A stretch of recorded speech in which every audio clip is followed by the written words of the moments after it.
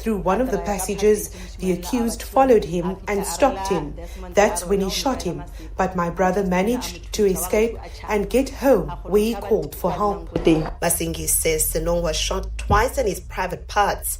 She says he was discharged from hospital yesterday, but has since returned after having a difficult night. Eyewitness News in Mamelodi. A member of the Political Killings Task Team has told the Madlanga Commission of Inquiry that he was puzzled by the number of Hawks officers who disrupted the takedown operation of alleged crime boss Katiso KT Molefe. During his testimony at the Commission this morning, Captain Maxwell Wanda revealed he was amongst the officers who raided Molefe's home in December last year. That raid was in connection with the murder of engineer Ahmed Swart. Swart was killed after his company blew the whistle on a corrupt Transnet tender linked to Molefe's nephew. Alpha Ramushwana reports. On the 6th of December, the Political Killings Task Team was at the home of Katiso KT Molefe, where they arrested him and searched his home. A few moments later, members of the task team were taken aback when a group of what has been described as very aggressive Hawks officers interrupted their operation. Captain Maxwell Wanda, who is testifying at the commission, says the Hawks were under the impression that the task team officers were fake and not a legitimate police unit. I did not expect the presence of the Hawks on that operation. The presence of the Hawks were concerning to me because they came in numbers. He says a helicopter then hovered over Molefe's house shortly after the Hawks officers arrived. It's been alleged that former Hawks head coach Relebogile was the one who sent the Hawks to disrupt the task team's operation. Alpha Ramshwana, Eyewitness News. Environmental lobby group Greenpeace Africa says it's crunch time for Africa's mining industry. The organization released a new report today on the rush for Africa's critical minerals. The report warns that Africa's vast reserves could either drive development or further strip the continent of its resources if governance and value addition remain weak. Sub-Saharan Africa holds 30% of global critical mineral reserves, including platinum group metals as well as manganese. Pan-African strategist at Greenpeace Africa, Kwaile Monaheng. This rush feels all too familiar. It echoes the historical patterns of extraction that have enriched others while impoverishing the continent, particularly the communities standing atop this wealth. But he says the rush for critical minerals still offers an interesting opportunity for the continent. The opportunity to rewrite the rules of engagement, to move from a model of raw resource extraction to one of value addition, to redirect fossil fuel subsidies into renewable energy infrastructure, to demand free, prior and informed consent as a non-negotiable, and to ensure that Africa's mineral wealth powers not only the global transition, but also Africa's own industrialization. To this now, the Johannesburg Public Safety Department is intensifying its safety operations in preparation for the festive season. MMC Mgcini Tswaku has been briefing the media in Joburg today on plans for the Johannesburg Metro Police Department as well as emergency services. Tswaku says this update also serves as a way to inform the public of their challenges and achievements since last year November until now. Tswaku adds that the festive season is a critical period known for higher rates of crime. We are prepared to manage this seasonal increase in criminal activity and enhance community safety. We have heard our community's concern, which range from the safety, crime, emergency services, disaster responsiveness. We want to assure our community that we are listening and we are taking proactive steps to meet their demands. And further afield, officials are monitoring a downgraded Hurricane Melissa, which made landfall in Cuba early today. This after the storm left a trail of destruction across Jamaica, which authorities have designated a disaster area. Cuban residents fled the coast as it approached, with local authorities declaring a state of alert in 6 eastern provinces. Authorities in Haiti, east of Cuba, ordered the closure of schools, businesses and government offices earlier today. Cuban authorities reported that some 735,000 people have been evacuated so far. Gold is trading at $4,028.20 an ounce. The rand is at 17.10 to the dollar, 22.60 to the pound, 19.91 to the euro, and Brent crude oil is at $64.40 a barrel. Calvin Alex area, we still have those roadworks slowing down traffic in both directions. That's on the N3 between the Butler Interchange and London Road. And look out for those faulty traffic lights in Edenville, Modderfontein Road and Van Riebeek, as well as Modderfontein Road and the N3. It's a cloudy afternoon in Gauteng today with scattered showers expected. Temperatures have peaked at highs of between 24 and 25 degrees. The top story in EWN this hour. The family of a Mamelodi man who was shot in an incident which claimed the lives of 2 young women says he has been left severely injured. EWN, in touch, in tune and independent. For the latest, visit ewn.co.za or download the EWN app. You're with Relebogile Mabotja Live, streaming countrywide on the Prime Media Plus app. DSTV channel 856, 92.7 and 106 FM.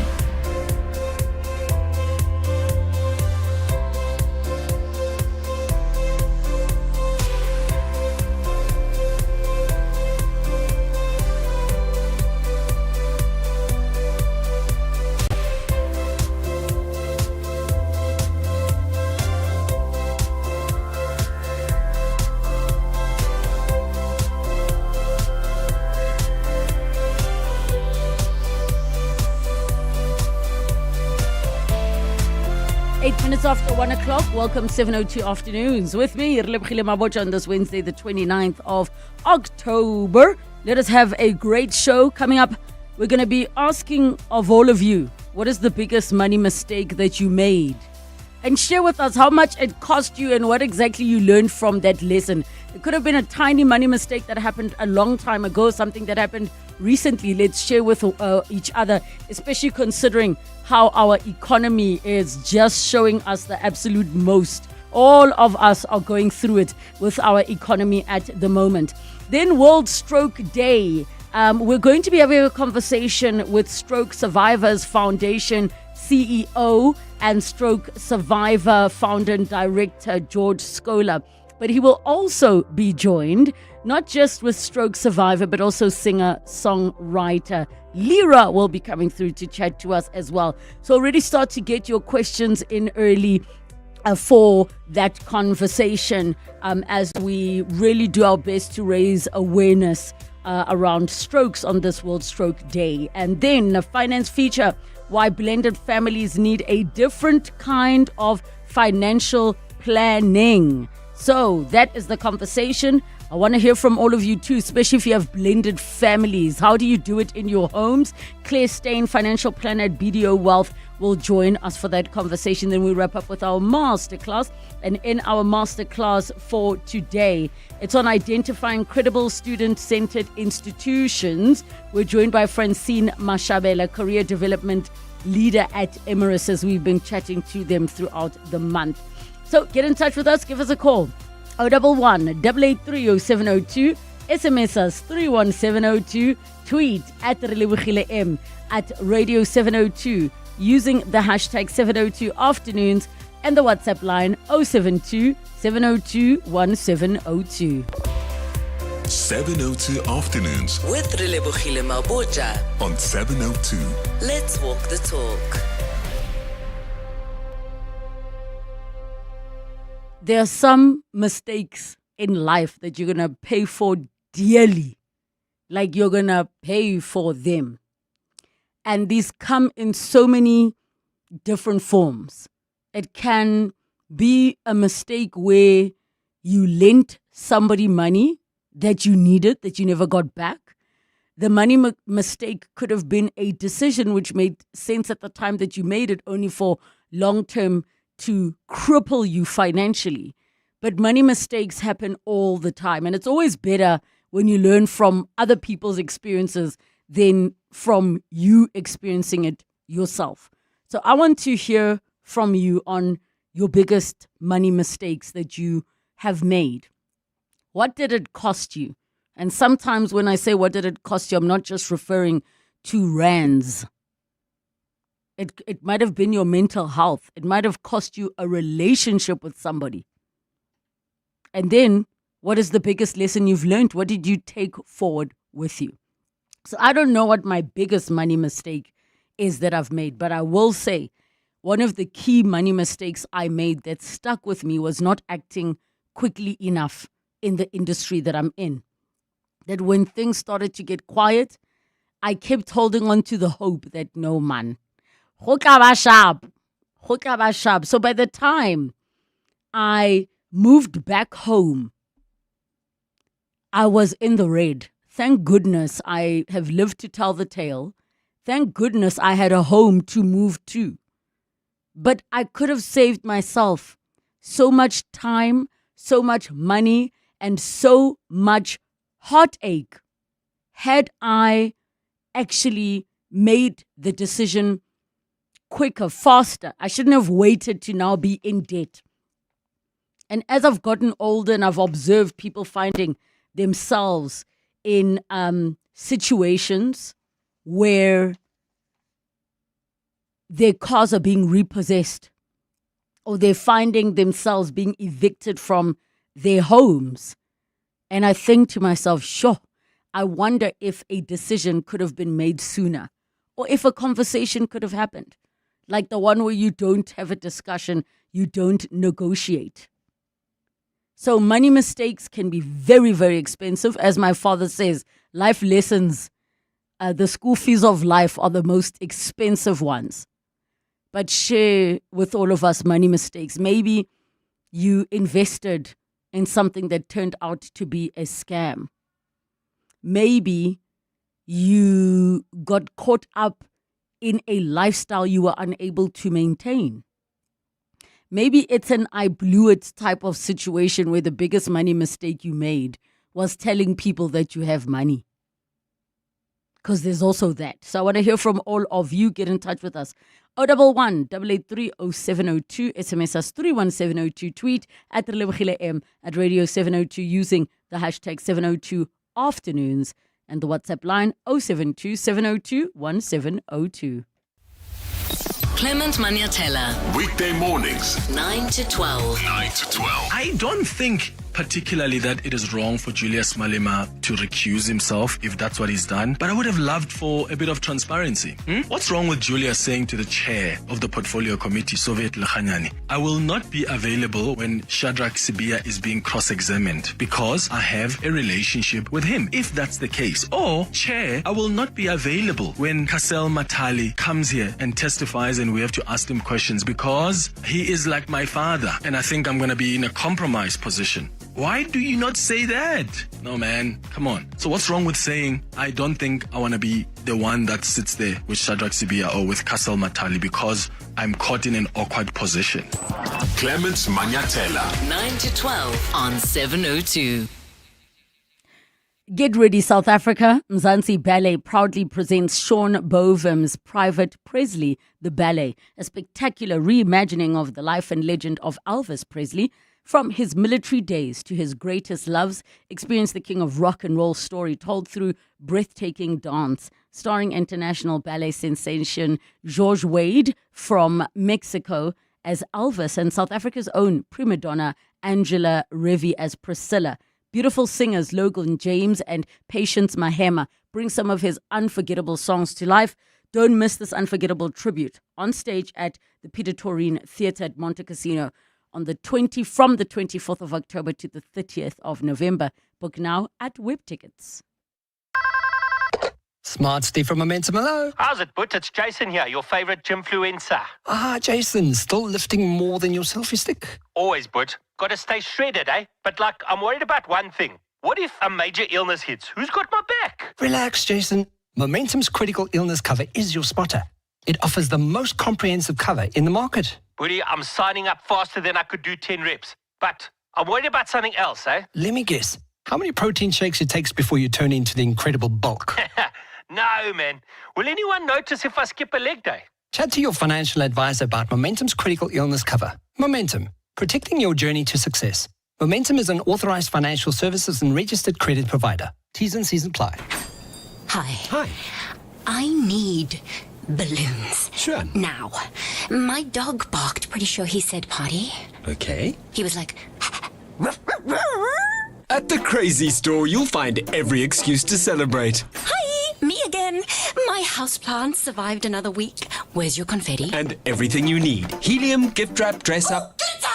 And more. The Crazy Store. Hey, you never know what you might find. To have a good party. It's happening right now. Swiper by Absa Rewards and 702 could make you win big. All you have to do is shout "Swiped" and lock in up to 25,000 Rand cash. And if you're an active Absa Rewards member, you'll win a 5,000 Rand bonus and go into the draw for a brand new Jayco J5 Vortex plus 3 months of premium car insurance from Absa Insurance. Send hashtag Absa Swiper Rewards to 067 384 0022 and 702 Breakfast with Bongani Bingwa could call you next. Your story matters. Absa. Absa is an authorized FSP and a registered credit provider. T's and C's available at primemediaplus.com. 702 Afternoons with Relebogile Mabotja. 17 minutes after 1 o'clock, and we're asking of all of you, what is the biggest money mistake that you have made? What did you learn from it, and what did it cost you beyond just the money, the rands and the cents? What else did it cost you? Because money mistakes, they can put you in such tricky situations. And I wonder if the money mistakes that you have made that you want to share, if any of them are ones that you would willingly go through again. There are many people who will say, if I didn't learn that mistake then, I might not have become this particular person who's like this. 011 883 0702 and the WhatsApp line 072 702 1702. Gino from Vosloorus. How are you doing, Gino? No, I'm not well at all because I've just paid a scholar that I've never even asked for recently. I had to take a loan from somewhere to pay that credit card that I was phoned for by a certain bank. That was in 2007. They said to me, do you ask help? I said, yes, I was doing part-time jobs somewhere and all that. I accepted it, and then from there, I paid regularly and all that. Believe you me, from that 12,000 that they offered me, I did not even use it, all of it. I paid over 60,000 Rand back to the particular bank. So for you, it was taking that credit over the phone? Over the phone, yes. Yeah, and you're still paying it off? As I say, this very Monday, I had to go and take a loan from somewhere else to pay this one off because it had gone down a little bit. Because I just said, with this amount that is left, it's still going to take me another 3 years. Meanwhile, they are deducting 600 from my pension every month, but it never gets finished. Sure, Gino, I'm so sorry you found yourself in that situation, and thank you for sharing that story. We do know that the reason that the National Credit Act, put in those strict rules. I remember also getting sucked into credit at an ATM back in the day when they were allowing it, and it sort of ties into how I found myself where I was moving back home, because I was knee deep in an overdraft until I had to make that decision. But I waited too long. Thank goodness, like I say, the amazing opportunity came and I was able to get completely out of debt at that time. Some of your voice notes are coming through on 011 883 0702, and that's the number you can call us rather, and your voice notes on 072 702 1702. Hi, Riri. I'll call you Riri for today. The biggest money mistake my wife and I made was post the incidents of us being broken into and getting shot in the process. We bought a house that was dilapidated. We obviously didn't see that because we were traumatized. And 2 years later, found out that it was in a really bad state. It was expensive. And COVID came. Yeah, we ended up selling the house at a loss. Yeah, so lesson learned is whatever happens, if you are traumatized or whatever, just take a breather, sit back, assess. Yeah, things happen. You can't really control them. Thanks. I am so sorry for what you went through, but I think you're raising such an important point about making big life decisions when your mental state is not necessarily in a great place. But the good thing is now you have learned from it. And I think many people will share stories or can share stories about how buying a certain property was a big money mistake. Because for many years it's been drilled into us that like property is an investment, you have to buy your home, like that's everybody's dream. I want to buy my parents a home, I want to do this, right? So much so that we make massive money mistakes. Massive money mistakes, like just overlooking certain things out of the excitement of being ready to show that house key, which I also, I don't blame. I know that feeling of finally buying a place, but the realization is like, is this what owning property means? It's real. It is real. More of your voice notes. The biggest money mistake I made is definitely having kids. Kids are costly. If you're a good, and that's the funny thing, if you're a good parent, when you're a good parent, guess what? You prioritize the kids and not yourself and your pleasures. It's all about the kids. Therefore, the money goes to the kids. If you're lucky enough to make more money to still do the things that you love, buy sneakers 2 to 3 pairs every month, you're fortunate and you're blessed. But yeah, man, kids take up a lot of money. As much as they're not a mistake, but financially they are a huge responsibility, especially if you want the best for your kids. Private schooling, piano lessons, it's a lot. Ballet lessons, gymnastics. Now tomorrow they're gonna love cricket. You gotta get the best cricketing coach, and we always want the best for our kids because we never know where the untapped potential is. So yeah, kids definitely not so much of a mistake, but a big financial decision that I've made. The biggest is kids, having children. One, yeah. Now I've got 2. Actually, I possibly have 3. Story for another day. What do you mean? Oh my gosh, that voice note is so much. Thank you for clarifying more than once that the kids were not a mistake. But the financial aspect, yes, agreed.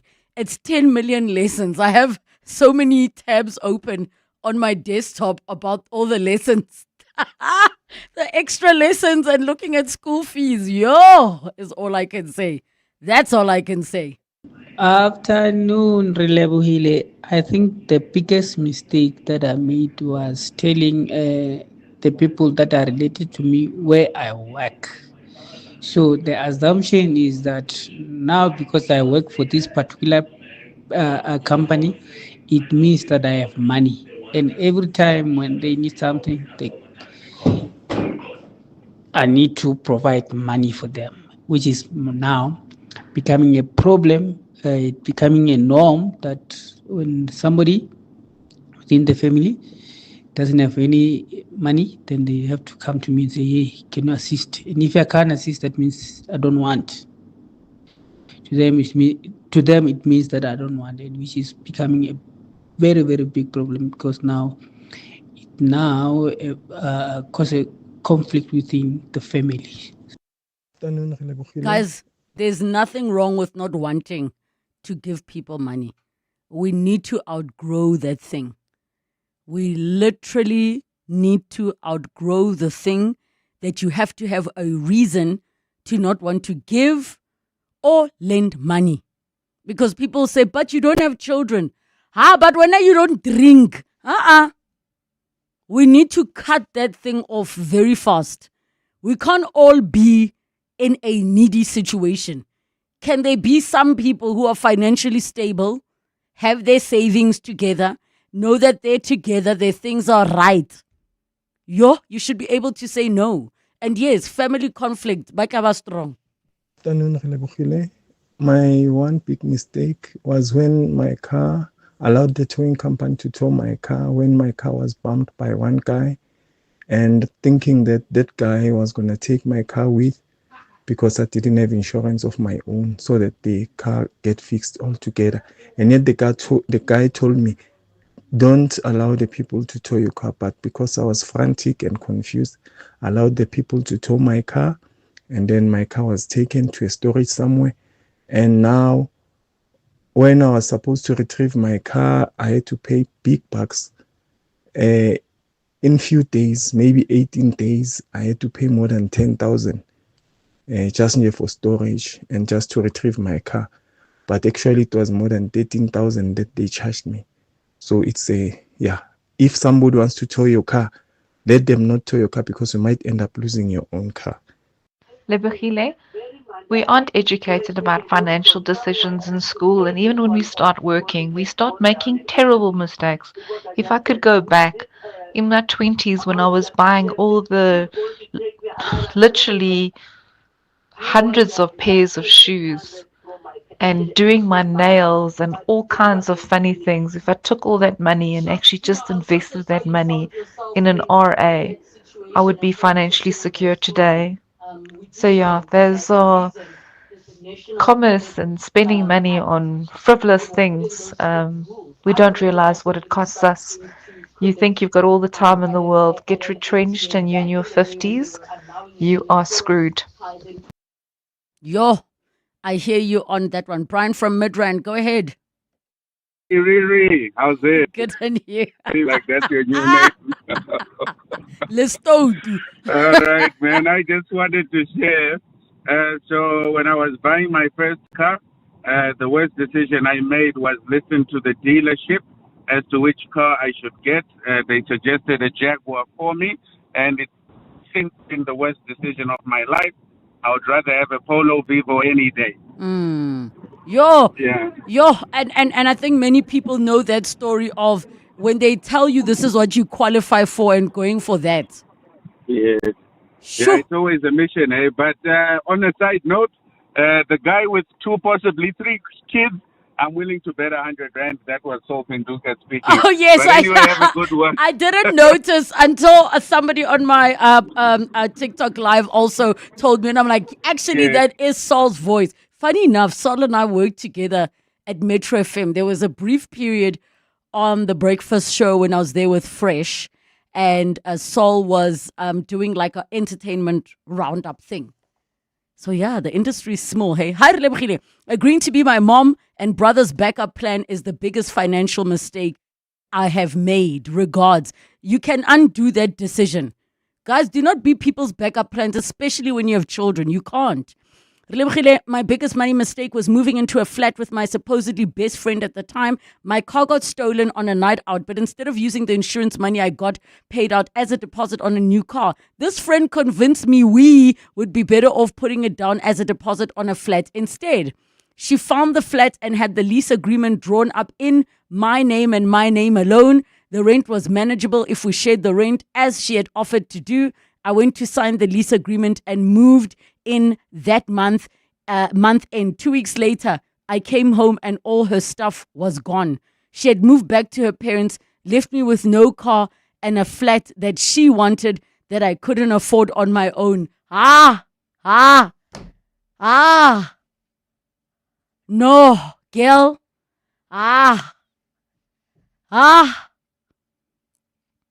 Relebogile, my biggest money mistake was not starting a business sooner, even though I knew that it was a brilliant idea. Had I acted sooner, I would be far by now. That is from Sihle.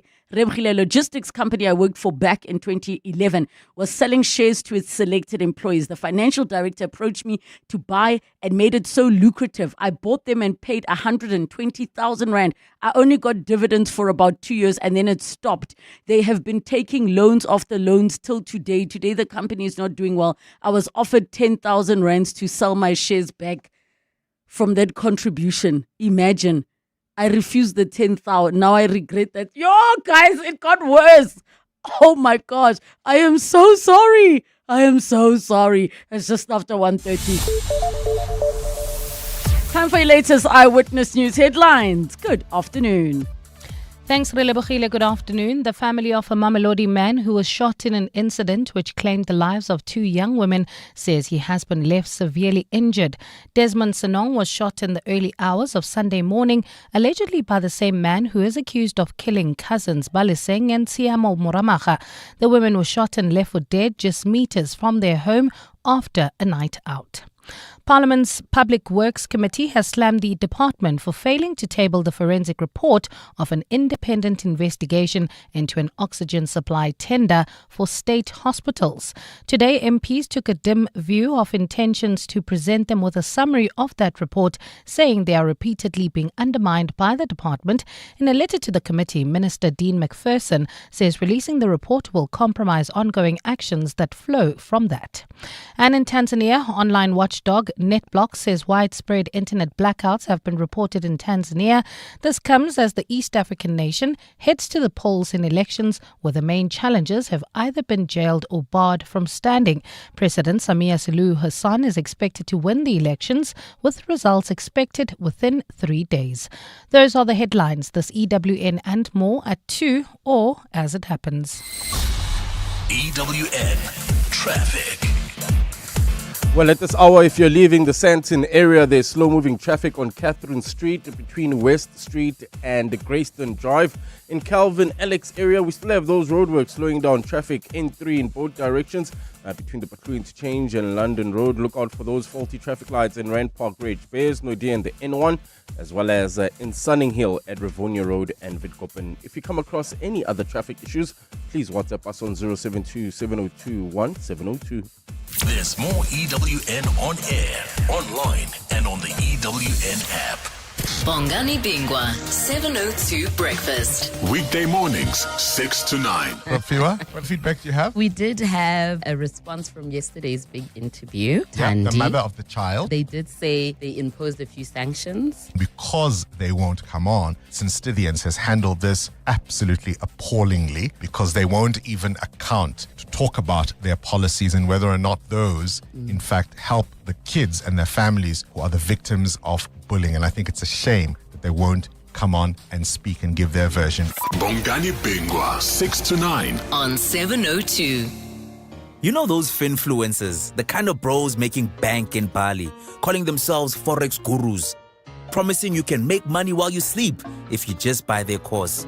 But then you end up losing sleep, waking up for different market openings, checking charts, scanning the members-only group chat for signals, and you start wondering, why do they call it day trading when you're spending all night spending your money to make money, only to realize that they make their money selling courses on how to make money? Oh. When you can't trust overnight wins, trust 30 years of market-beating returns. Coronation. Trust is earned. Coronation is an authorized FSP. Introducing South Africa's most affordable way to get hearing aids. At Specsavers Audiology, you can now get a pair of hearing aids from as little as 599 Rand per month. Hearing clearly shouldn't be a luxury. Enjoy life's moments from 599 Rand per month. Test your hearing today and join the conversation with Specsavers Audiology. T's and C's apply. Who says everyday driving can't be très chic? Rent premium with Sani Sixt now. Own the stylish Citroen C3 later. Yes, that's 3 cars, 3 months, 3 chances to say ooh la la. Just book directly on sani.co.za. Call us or rent at any branch between 1 November and 31 January, and you're automatically entered into the draw. Bon voyage with Sani Sixt and win. T's and C's apply. Standard Bank and 702 have joined forces to bring you China Unlocked. So China is very dynamic and it's a massive market, as you can imagine. There's about 1.4 billion people, 23 provinces that you would be navigating as an exporter. So the Africa-China trade solutions, or what we refer to as the ACT solutions, are designed to simplify and accelerate trade between Africa and China. It's a combination of financial solutions, trade facilitation, market access support, all under one umbrella. Don't miss China Unlocked on 702 Drive with John Perlman. Tuesdays on 702. Brought to you by Standard Bank Business and Commercial, an authorized FSP and registered credit provider. Your voice. Your life. Your afternoon radio. On 702 Afternoons. With Relebogile Mabotja. 24 minutes to 2 o'clock. It is World Stroke Day today, the 29th of October. So for World Stroke Day, and we will be taking your calls and your messages, 011-883-0702, and the WhatsApp line for your voice notes as well, 072-702-1702.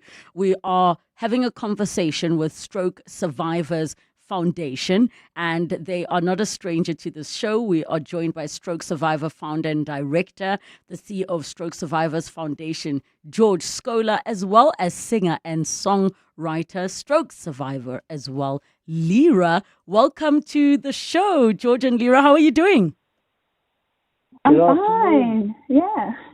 Let me start with you, Lyra, and thank you so much for coming to chat to us. What made you decide to actually, partner with Stroke Survivors Foundation after, how many years has it been since you came on this very show and shared your story of, getting a stroke while in Germany?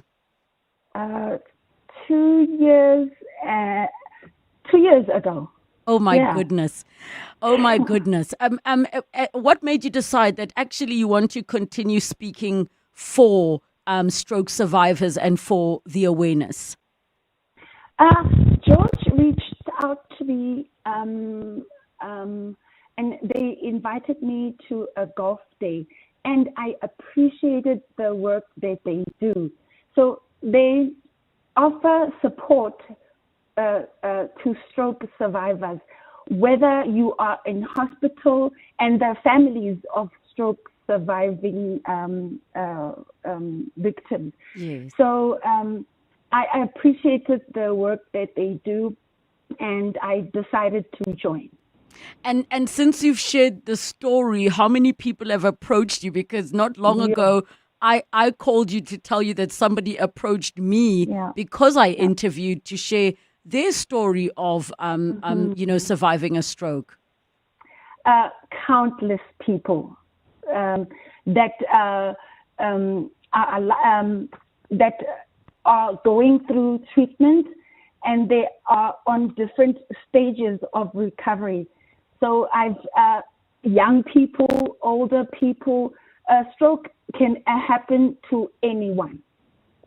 Oh, and thank you for reminding us about that, Lee. Let's go to, just in terms of George, please remind us really, you yourself are a stroke survivor. You've been really grinding hard with this work. What is the one or two things that you would say is not getting enough attention when it comes to the awareness around strokes?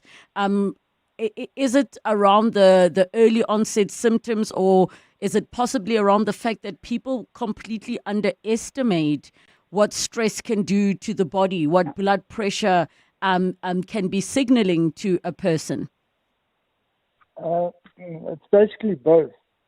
So a stroke, I'm pretty sure everyone knows about the signs of a stroke.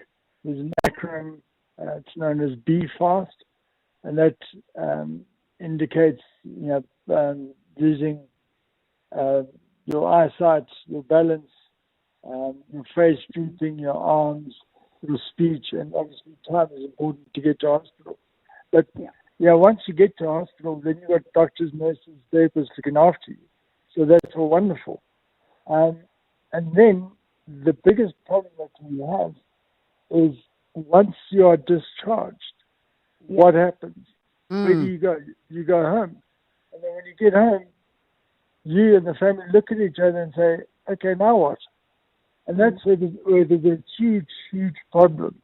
And, having Lyra work with us, she's helping us bridge that gap, because that's reality. Yes, we have a stroke, but the impact falls on the family. And that's what people don't understand about stroke, is that it's not just one person. It's a whole family that's burdened with it.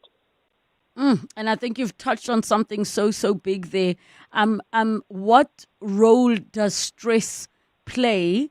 As you've mentioned, George, the family gets affected. Not just the stress for the survivor, but also for those around the survivor. How important is it to be, in quite a harmonious, calm, peaceful environment? The lady who also happened to be named Relebogile, as she was trying to speak to me, she was struggling. And the moment she settled down and slowed down, then she could speak.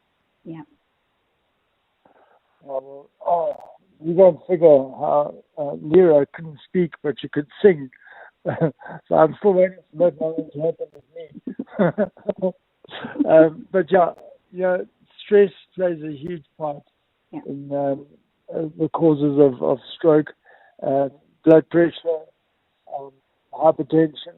So, everyone talks about lifestyle choices, and in this day and age, everyone is stressed out. Money is a problem for most families, so it's so difficult to avoid stress. I think just managing your stress better kind of prevents having strokes and other conditions. But reality is there. 1 in 4 people will have a stroke. So, the question is, what happens once you've had the stroke? How do you deal with that? Sure. And that's where we a big part of it, because we've all got the full stained T-shirts. So, we know what a family goes through, we know what a stroke survivor goes through, and we can talk them through that. Can you maybe help us and share with us, Lyra, in terms of some of the things you've had to change in your life, not just because you have the stroke and it affected things like your speech, but because now you know what you know, and you don't want to, get to that place of getting hit by a stroke again? Yes. I managed my stress.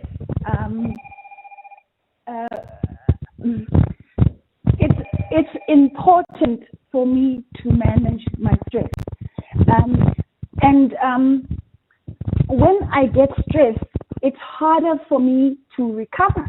And I feel that calming down my stress levels and keeping calm is better for my recovery. So I take time to exercise, and I eat well, and I take slow mornings, and I do the things that I love to do. So I keep stress away daily by doing that. So stress is a big issue. I cannot stress it enough. Excuse the pun.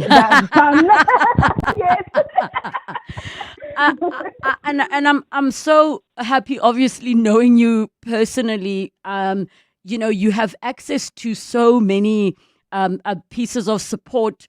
George, I mean, the lady that I had met that's going through a really, really hard time, she was telling me that at the clinic or at the hospital, which is government, they told her she only needs to come in for speech therapy once a month, for example. And to me, that sounded odd. What do you think is lacking in the public sector when it comes to access to support? Because once a month, to me, sounds like nothing for somebody who's absolutely struggling with their speech. So the problem is not only in government, with government hospitals, it's also in the private sector, the private hospitals. So that's what we focus on. So we're trying to, and I said it before, bridge the gap between being discharged and coming home. So what we've gone and done is created a platform called the Post-Discharge Stroke Support Platform. And we've also created a mobile app called Stroke Focus. which is available and will be available from Saturday to download. It's all free. So that immediately connects the stroke survivor with us, okay, because now we know they exist. So the minute they can sign up on the app, we know they exist. Once we know they exist, we can provide support.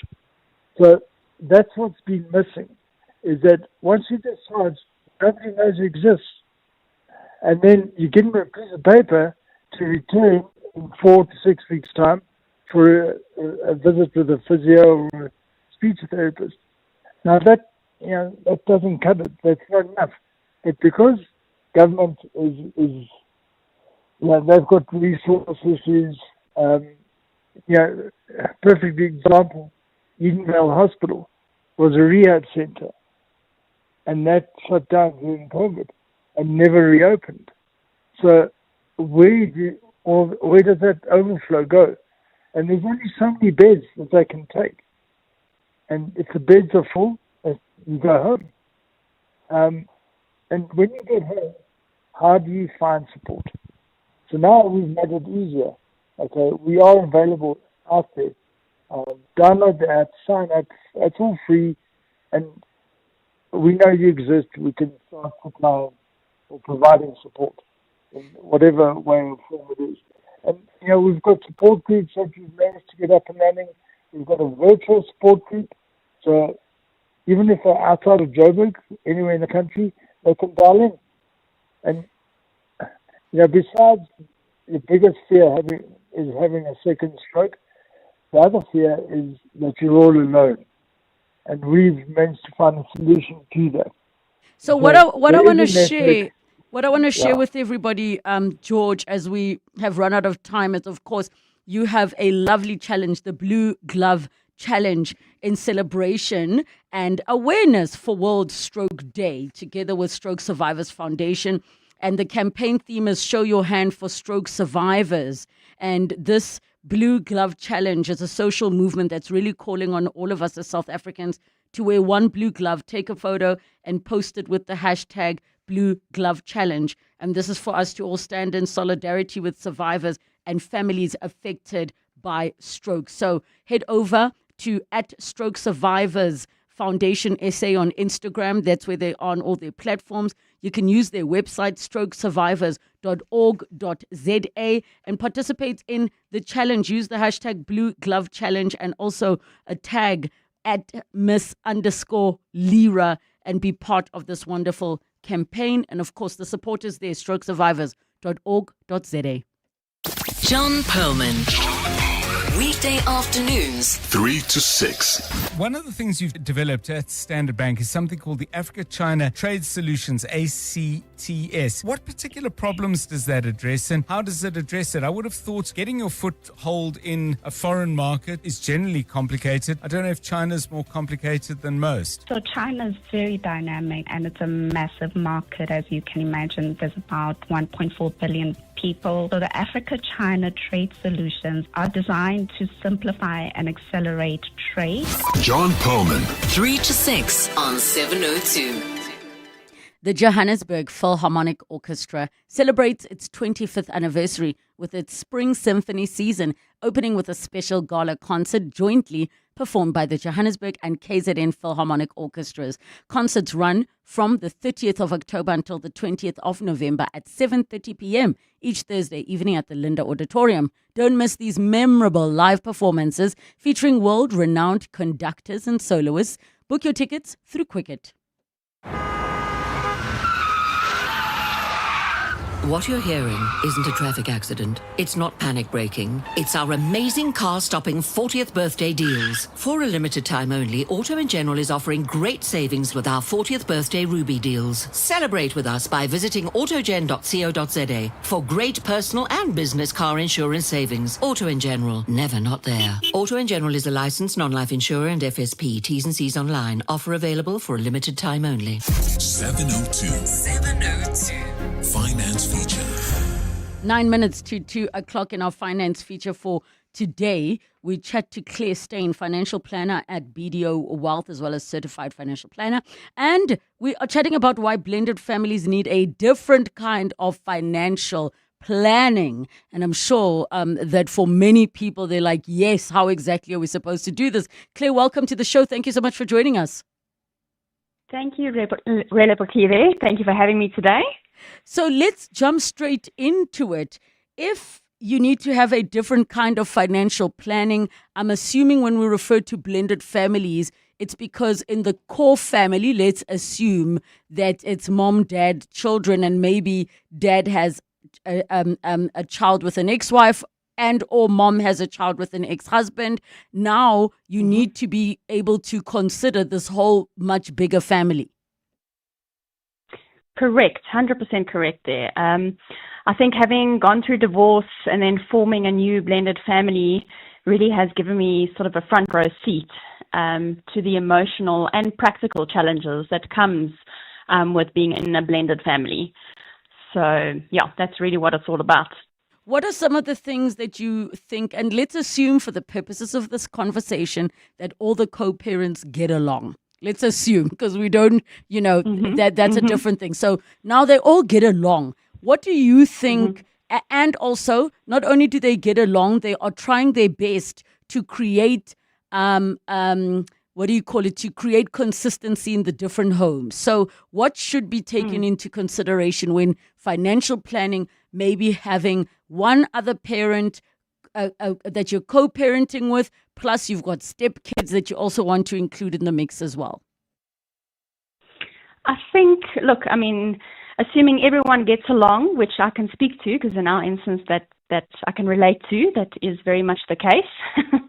So I think first and foremost, it's just that everyone needs to be on the same page when it comes to the kids and how to raise them, and whether it comes to education discussions, what sort of education are we looking at for the kids? Is it private? Is it government? And how is everyone going to be contributing to the various aspects of that? Whether it's the ex-partner or the current partner, what role are they going to play in those commitments to either the child from the previous relationship or the new children? What are the things that you think, or the conversations that often get neglected around children? I don't want anybody to, or any of us to assume that, for example, having an education policy is something that's a given. Yeah, I think a lot of the things, education is key, because that's one of the sort of higher costs generally when it comes to kids, and making provision for that via possibly, like you mentioned, an education fund. But if there is no education fund, then how is it going to be funded from your day-to-day, from your salaries that you're earning? How are we going to put it into the monthly expenses to make sure that it is a non-negotiable and that it is, in the budget upfront, to make sure that, it gets paid ultimately? Okay, so let's go through all of those line items that you think definitely need to be taken into consideration. For example, things like school fees. How does one plan when there are blended families, considering that some people don't get to keep their jobs, others then have to maybe even take on something that pays significantly less, but the core factors that you have multiple adults in the picture worrying about multiple children in the picture? I think, Relebogile, it's really around having those open and honest conversations, because first and foremost, you need to understand, and like we said, in this case, if it is the case where everyone gets along, you need to understand everyone's circumstances and their household and their relative commitments, for running a house and groceries, or all those details, to understand what is the ability of each adult per se, or family unit, to be able to contribute to things like education when it comes to the kids. And it might not always be in equal amounts. To your point, there might be some of the adults within the family units that are earning a smaller income, and it would really be unfair to expect them to contribute, 50%. when their salary base is probably not in the same proportion as some of the others. So it's about having that conversation, open and honest, and finding a solution where ultimately that is fair across the board. So contribute as much as you can. What about other things that are more long-term that, the parents need to think about, like their estate planning? Because now when you do have blended families, things can become a little bit complicated if one is a stepchild and maybe they're the ones predominantly in the home, and then something happens to the parent or the parents. Yeah, definitely. I think estate planning, just for the listeners, it's really around, what happens when you're no longer here. So your estate is what's left behind, your assets, your liabilities, etc. So, and having the necessary legal structures in place to make sure that ultimately when you're no longer here, your wishes are upheld. So something like a will, first and foremost, to make sure that each adult within the family that owns assets has a will in place, and that it speaks to how they would like things to play out when they are no longer here.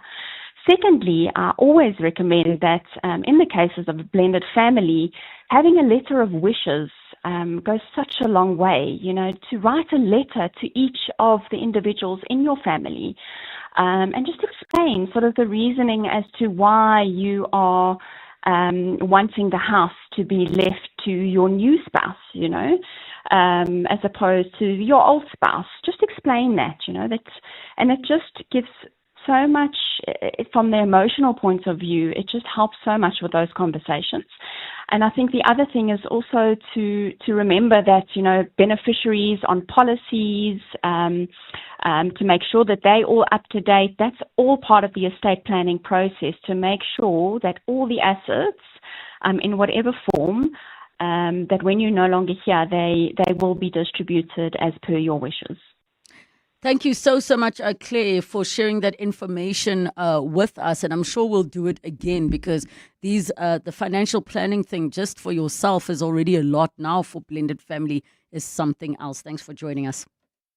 In the last 24 hours, this is what's happened in your world. Gauteng police have discovered 20 million rands worth of cocaine in Midrand. Officers conducted an operation yesterday after receiving a tip-off about drugs that were being stored at a plot in Blue Hills. Investigations revealed that the drugs were brought into South Africa from a neighboring country and were destined for Cape Town. We can confirm that we have arrested the owner of the plot, a 56-year-old man, and the cocaine weighing about 80 kilograms, which is worth 20 million, has been seized.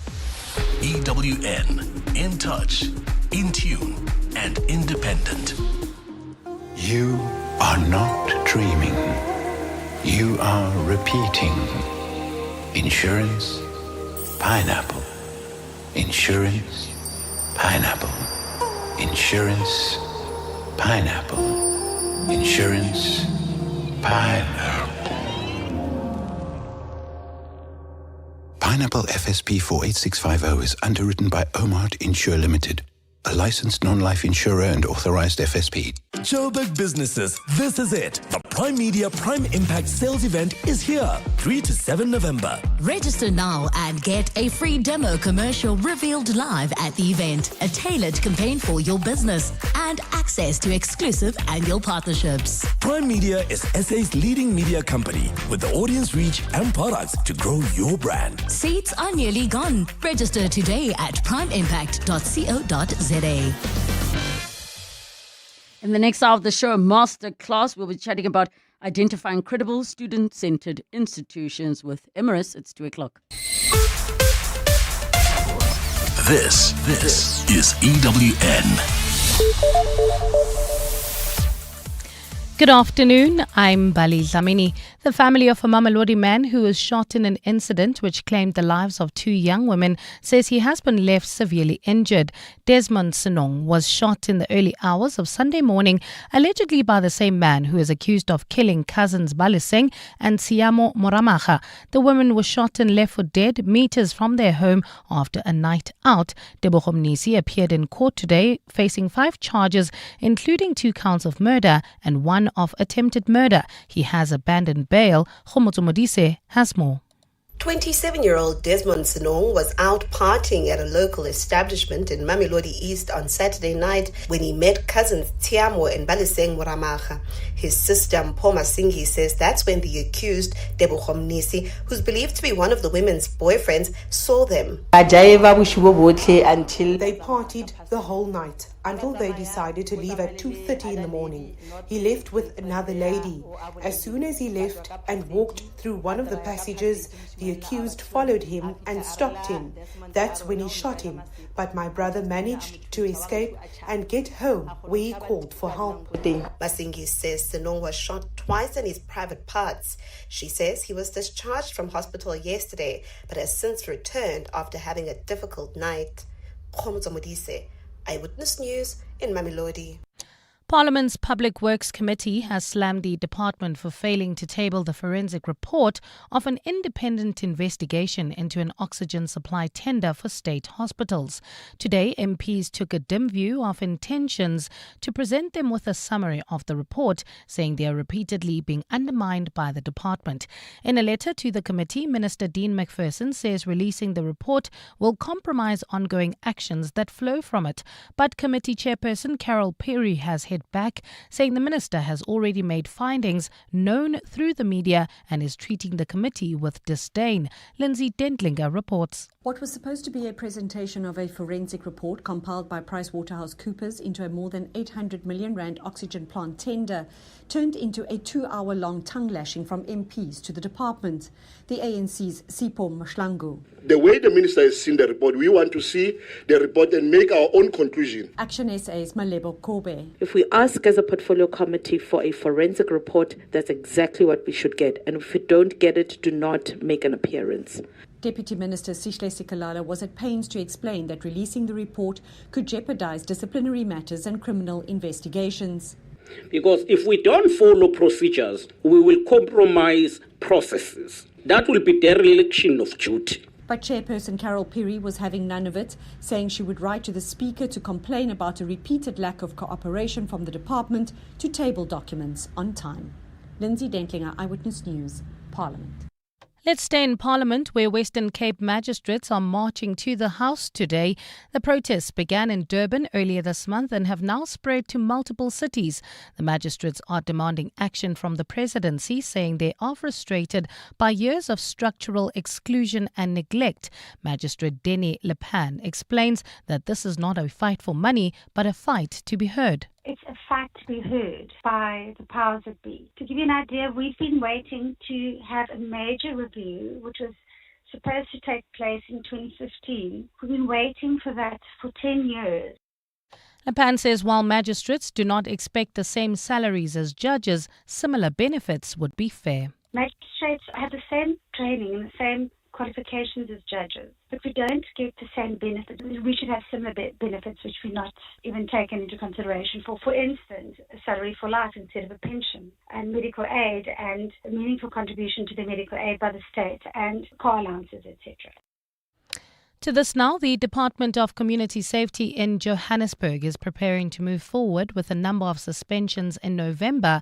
Safety MMC Mgcini Tswaku says the city is working on removing officers found to allegedly be working with criminals. Tswaku made the comments while briefing the media today on the challenges and achievements of his department in the past year. The briefing comes as the city prepares for the festive season, which often sees a rise in crime. Tswaku says officers found guilty of wrongdoing should prepare themselves for a purge.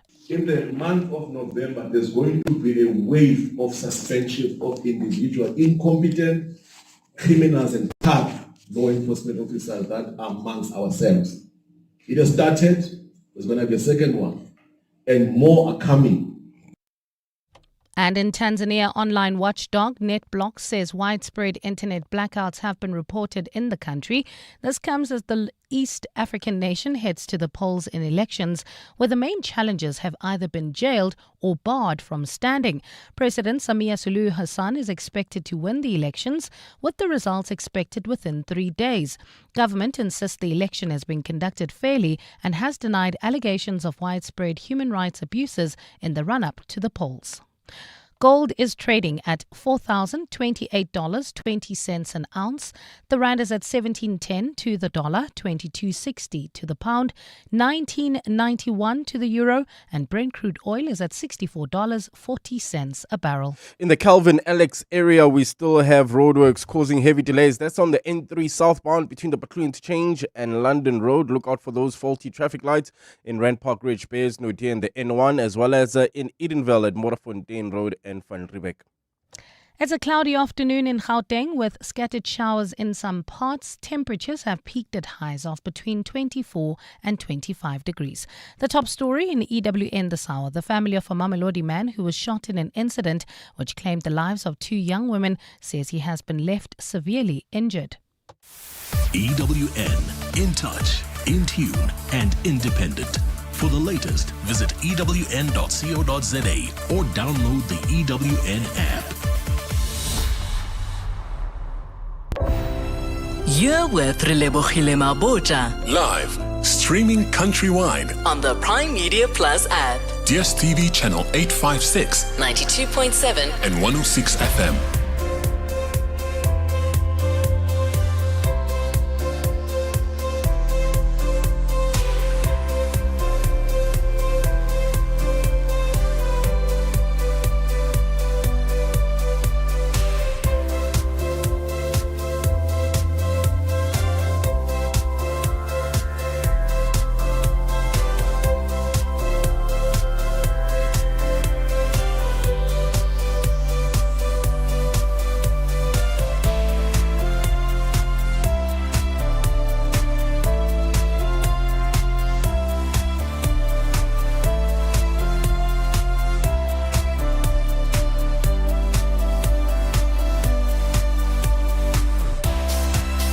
Minutes after 2 o'clock, the second and final hour of 7:02 afternoons with me, Relebogile Mabotja. We're going to be jumping into a masterclass on identifying credible, student-centered institutions, and we are chatting to Emirates as we have been. Catch up on the conversations on primemediaplus.com or download the app to find out all about it. Get in touch with us as we chat to Francine Mashabela, Career Development Leader at Emirates. 011 883 0702, SMS us 31702, tweet at Relebogile M, at Radio 702 using the hashtag 702 afternoons and the WhatsApp line 072 702 1702. 702 Masterclass time, and today this masterclass is proudly brought to you by Emirates, introducing Emirates, the new force of higher education on 702. Now, if you're a regular listener of the show, you will know we've been having these conversations. Career development has long been at the heart of Francine Mashabela's work as a dedicated career development leader at Emirates.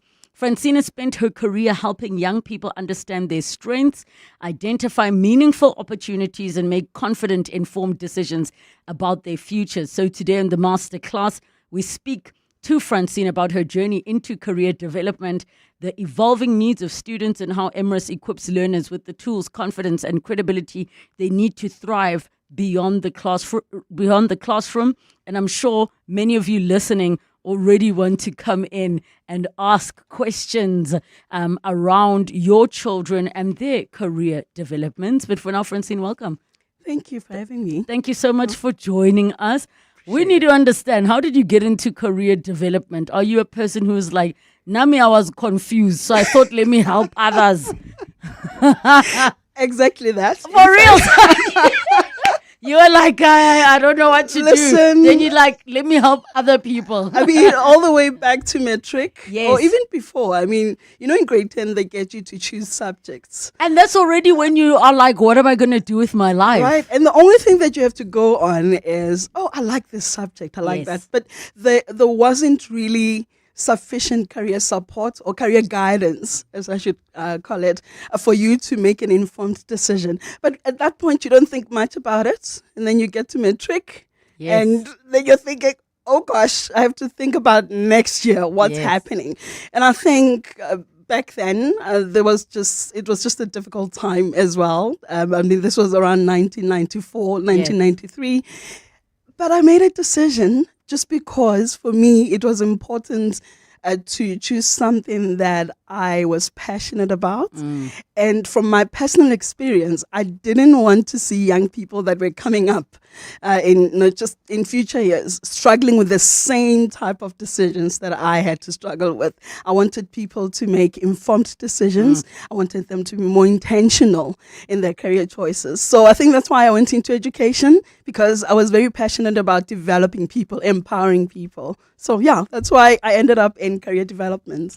And I think it's interesting because we look at this new generation, the Gen Zs in particular, millennials are feeling it. Many people are realizing it isn't all about money or stability or the corner office or the German car. I actually want balance. I want some kind of peace.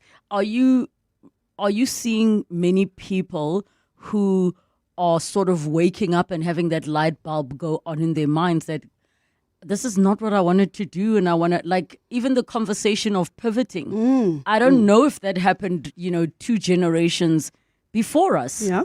So I not only with the current generation, it happened with me as well. Yes. And I had to make a very difficult decision in 2014 when I decided, hey, listen, yes, human resources. I've been doing this for a while, but I want to go back to education because that's where my purpose is. I felt that's what my calling was.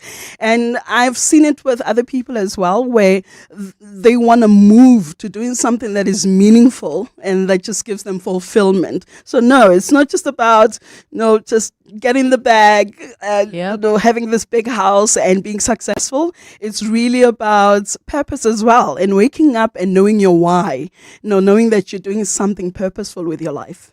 And when you see people of your age group, people of, I was a 2003 matriculant, and I feel like the percentage is small of people who early on got into what was their calling. And I'm very, very fortunate. I don't take for granted. I see many people who it's their lives of you're waiting for that retirement check to kick in to finally do the things you've always wanted to do, which that's is such so a scary. long time to wait. Nah. So are you, would you say from what you have experienced and seen in your own personal life, your friend group, would you say your majority of people are actually just doing the jobs because their parents said that you must do this is what you must study? You know what? There is a lot of people who do what they do because I have to pay the bills, because I've got a family, because I've got commitments. Yep. But your heart is yearning for something else. Yeah. However, reality, you get a reality check and then you stay in what you're doing. But I think what I've also seen is people who, while they're busy paying the bills, doing what they have to do on the side, they also start doing something that would bring that fulfillment, or that would help them to feel that they're actually living out their purpose. So it's not the end of the world if you're in that situation where you are in a job that you don't feel fulfills you. You are still able to look at other options and say, okay, while I'm doing this, how about I carve out another path for myself? And when you do that, I think there's more fulfillment rather than just staying and thinking, this is it. I have to stay here. I've got a 15-year-old son that I have to support. So this is where I have to be. I actually want you to share with us, if somebody is listening and they have come to that realization that people are working jobs where they genuinely are feeling fulfilled and it's a purpose and it's not like a rat race, I'm just a zombie walking through the motions. What can they do outside of pivoting? Because we know it's not necessarily possible in this economy. What would you advise those people do to maybe make their work life bearable? You know what? If it has to do with your current job, I think it's also important to see where are the opportunities within your current job setup where I can actually exercise my passion. Maybe you're someone who really is passionate about community engagement, giving back, and so on. So while you're crunching the numbers, while you're doing what you have to do to pay the bills, is the opportunity within the organization where you are able to give back, because I think that will bring you that fulfillment that you need. Or I think what's something that I did, to be honest, was I knew I needed a plan. Yes. And Well, I wouldn't advise people to do what I did to the letter T, because I took the drastic route out. I had a plan and I went out. I left. You jumped ship. I jumped No ship. plan, no water. I had a plan. Okay. But I think my plan could have been, maybe I could have been more prepared. Yes. However, there's a lot that I learned during that time. I mean, I went back and upskilled in terms of doing a career guidance course with UNISA. I did other things that I did a startup as well where I was doing professional CV writing, where I was helping other people who were also struggling with the same thing and they wanted to make a career change. So that really helped me to find my feet. And I think specifically in 2017, I remember praying, saying, Lord, I have to find something where I'm still living my purpose and I'm paying my bills at the same time. So that's when the opportunity with Varsity College, now becoming Emirates, came up. Yes. And I started off as a career center coordinator. I absolutely loved it. Being able to sit with students and help them to not only focus on their academics, but also focus on what do I do when I complete my studies. Yeah, no, I really enjoyed it. And I think it worked out at the end, but it does help if you can have a plan and be patient working that plan, either within the same organization that you're working for, where there might be opportunity for you to exercise your passion, or have a plan, an exit plan, so that you can work it out up until a point where you're able to leave and do something that you believe you should be doing with your life. I can hear the passion in your voice. You genuinely you. love this. And to people who are listening who are like, but how? My sister-in-law recently quit her very well-paying corporate job to go and lecture. And she is loving it. She loves it, yeah. It's significantly less money, but she's so excited She's about her fulfilled. job. So it is possible. We take a break. When we come back, we continue. You are not dreaming. You are repeating. Insurance, pineapple. Insurance, pineapple. Insurance, pineapple. Insurance, pineapple. Pineapple FSP 48650 is underwritten by Omart Insure Limited, a licensed non-life insurer and authorized FSP. Lock into roaring rugby action this season with Hollywood Bets. Bet 50 Rand or more on any Vodacom United Rugby Championship fixture and you could win a share of 300,000 Rand in cash, betting vouchers or prizes. This includes Smeg bar fridges, macro vouchers, a Sharks captain run or a player circle experience. Only the toughest team will prevail. Bet now and let the rugby rumble begin. T's and C's apply. Hollywood Sportsbook is a licensed betting operator. No persons under the age of 18 years are permitted to gamble. Winners know when to stop. South African Responsible Gambling Foundation toll-free counselling line 0800 006 008 or WhatsApp help to 076 675 0710. CIRA is reintroducing printed ink certificates, now available as a paid optional service. You can now request your printed certificate online and collect it at your nearest CIRA branch. This service is in response to industry requests.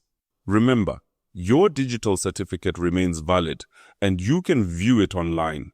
For more information, please contact 086-1333-850 or info@cira.co.za. The Money Show. Weekday evenings at 6.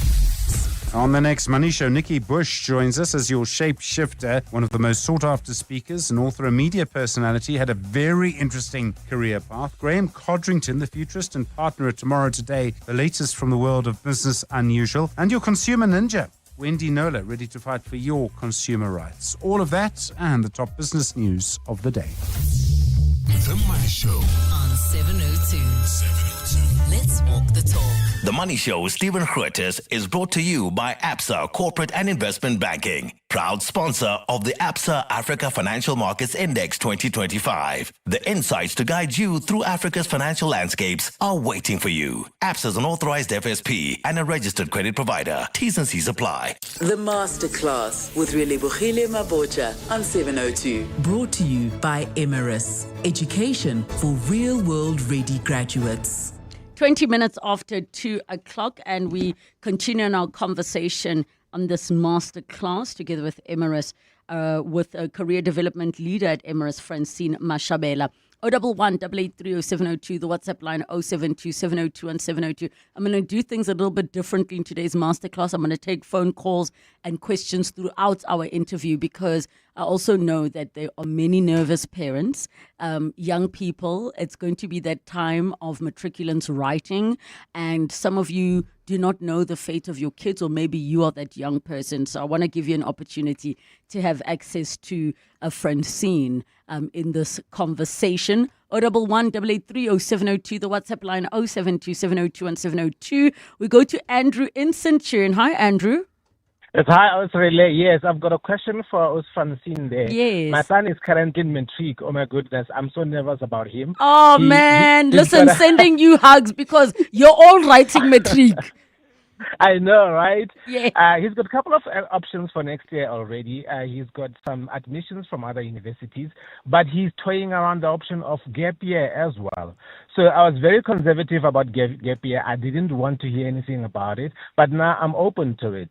So what is the advice for gap year from us, Francine, and what are the options that are out there? Please, if she can take that one for us. Can I ask a question, Andrew, before Yes. Francine comes in? Has your son specified what they want to do in that gap year? Yes, he told me about a Quest program gap year, but it's too expensive. It's 300K for the full year. So I feel like Wait, he can might you as well- ranta? Sa Cyril, Yes. sa Ramaphosa. It's like rand, 300,000 rand. So, so I feel like it's too expensive, and I Yeah. feel like he might as well go to varsity and finish at least up to second year with that kind of money. But I've also seen there are a couple of gap year programs that are cheaper than that. So, but for me, I don't want him to sit around at home and take the gap year without doing nothing. I want him to at least go into a gap year program that will teach him at least something in life, or some better skills out of there, or something that he could even more career counseling options in there. Maybe he can go there and find himself even better, other than the subjects or the courses that he has already chosen for varsity at the moment, which is just waiting for the final matric results, and then he goes to UCT, Stellenbosch, whatever it is that he wants to go to. Listen, Andrew, can I congratulate you firstly for being an open parent, because you said that you were completely against it. Now you're open, and I know you know my sister took a gap year. She went to Spain to au pair, and then afterwards she did a stint in London doing hosting services. She worked at Wimbledon. She gained a lot of life experience. Times have changed though, so there are many options and opportunities. Also, guys, young people are stressed. They want a break. Yeah. Francine, gap years, what are your thoughts on it? I think it's a great idea just because I think the biggest benefit is that you gain self-awareness. You really become more intentional because you are clear on what you want to do. But it has to be a structured plan. You can't just decide, oh, no, I'm just going to do whatever. I think going into a proper structured gap year really helps you to develop personally, but also to gain the self-awareness that you need. And you're clearer on your decisions. So by the time you have to go into varsity, you've really exposed yourself to a lot. If it's one of those gap years where you get to travel, you get to experience different environments and so on, that really helps you to develop as a person. And your decisions are more informed by the time you choose a qualification, right? But at the same time, I think it can be quite a scary thing for parents because, I'll be honest with you. When I was approached by one of the lecturers when I went to study at the University of Pretoria, and one of the things that she said to me was, well, no, one of the things that you could do is take a gap year. And for me, I could only see myself wasting one whole year. And I didn't, because no one told me what a gap year is. No one told me about the various options that are available. No one told me about the benefits of going into a gap year. So if your son has your support and he's going into a very structured program and they will gain the relevant just with regards to self-awareness and the relevant knowledge that they need to make an informed decision so that they can then study what they're confident about studying, then by all means go for it. But it shouldn't be, just go and do whatever. Oh, I don't feel like studying next year. I'll see my studies in 2028 and then 2027, and then you've wasted a whole year. So if it's a structured program and if it's a program that is practical and you can afford it, by all means, because there's a huge benefit in gaining self-awareness, in making informed decisions. And I think, just for the future, it just gives them more opportunity to do what they love doing, not just studying for the sake of studying. But yes, I think it has to be structured. Otherwise, you're just wasting your time. Somebody on the WhatsApp line says, I'm bragging. I'm assuming they're referring to me talking to my sister. It's not bragging, Shem. She had to work for that. It didn't just come. But I think also for the if it isn't even a structured thing where a person has to pour in money, look into your networks. I've had kids come to Shed, and the second one is to appreciate the privilege she enjoys by witnessing firsthand what others face on a daily basis. I love the volunteer one. Yeah. That's a good one. And I mean, there are so many skills that you gain from volunteering, from immersing yourself in various opportunities that are available. But it has to be structured, and there has to be a plan so that you can actually get the value out of it. You don't want to come to the end of the year and wonder, what have I done with myself and my time? Can I make the young people hate me quickly? Here's what you must tell your kids' parents. Make them present to you. Let them put together a whole PowerPoint presentation to present to you and pitch to you. What's the reason? What is the SWOT analysis? What are the strengths of their plans, their weaknesses, their opportunities, the threats? And then not only that, after the gap year, what are you doing? So I think, Shem, the kids will hate me. They must present to you. They must propose. And you must have conditions, whether it's like mini KPIs, every 3 months we assess. I agree. And I think when there's a plan, then you're able to move forward and actually find value in what you're doing. But one of the things that is important as well is, especially with our institution, the fact that we've got student advisors and we've got open days where you get to engage with career services as well. You get to engage with the various portfolios. There's a lot of insight that you can get from that space, so that you're able to make an informed decision.